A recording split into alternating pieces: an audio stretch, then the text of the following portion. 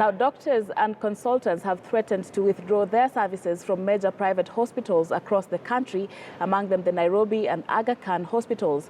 According to the Kenya Medical Practitioners and Dentists Union, services at the Kenyatta National Hospital's private wing will also be affected starting today. These issues are just a doorstep away. When we have better public health services, the private health services can only be better.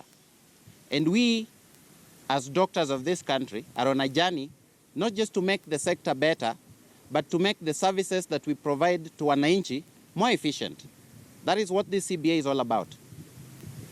And we are not going to relent, no time soon, until that CBA is implemented.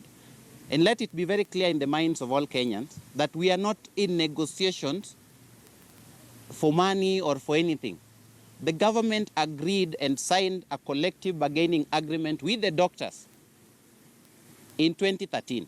What we are saying right now is that we have waited for that CBA to be implemented, and that is the message, and it is very clear. So we are engaging in talks on how to implement the CBA, not on engagements on this offer, this, or we did not go on strike so that we added some salaries. The salaries were already negotiated and agreed upon in 2013.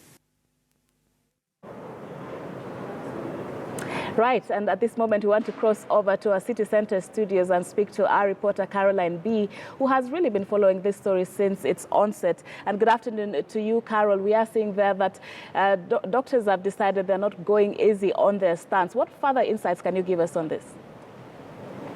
And yes, they had a press briefing this morning, and what they announced is that the private wing of the Kenyatta National Hospital is going to be affected as soon as they were done with the press briefing. If we can remember, last week or 2 weeks ago, they had actually announced that, services are going to be affected in private hospitals. And now they have actually made it good that beginning from the time they had made the press briefing, hospitals such as the Nairobi Hospital, the Aga Khan, MP Shah, among other hospitals, the 5 major big hospitals in Nairobi are going to be affected.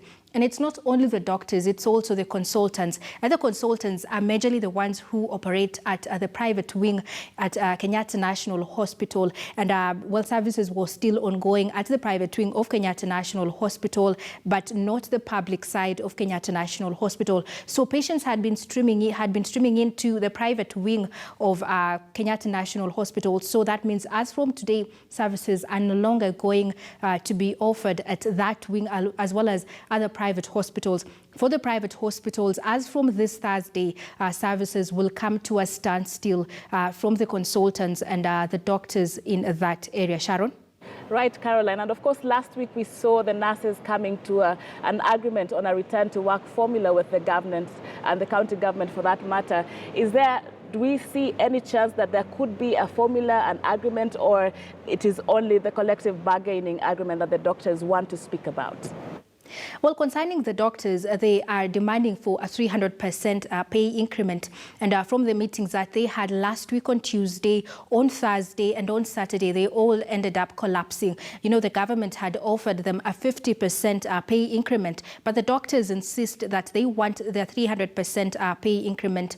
I remember this is something they've actually been pressing for since 2013, and they want the government to honor that. But it's not until they get their CBA implemented is when they're going to go back to work. As for the nurses, from what I actually witnessed at the Kenyatta National Hospital, I was able to see nurses, doing the daily rounds, walking up and down.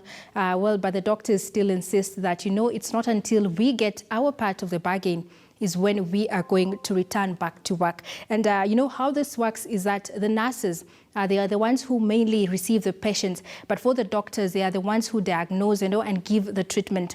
So that means as much as the nurses are at the hospitals doing their daily work, services are still not 100% complete. We can say half of it is being operational. But if the doctors are not available, that means the patients are still at the losing end. And it's not until they get their CBA implemented is when they're going to go back to work. Sharon? Many thanks there, Caroline B, just giving us a status of the doctors' strike in the country that seems to have gotten worse now that they are not offering services even in private entities. And still on matters strike, and residents of Taita Taveta County are still having it rough accessing medical attention due to the ongoing health workers strike. The health workers in public health facilities, mainly nurses, have refused to go back to work despite the strike being called off last week. According to the health workers, the Taita Taveta County government has failed to improve the working conditions in public hospitals in the area, but Governor John Mrutu has urged the striking workers to resume work as their grievances are being addressed. Mtoto kliniki nilikuwa nimeandikiwa kumrejesha date leo.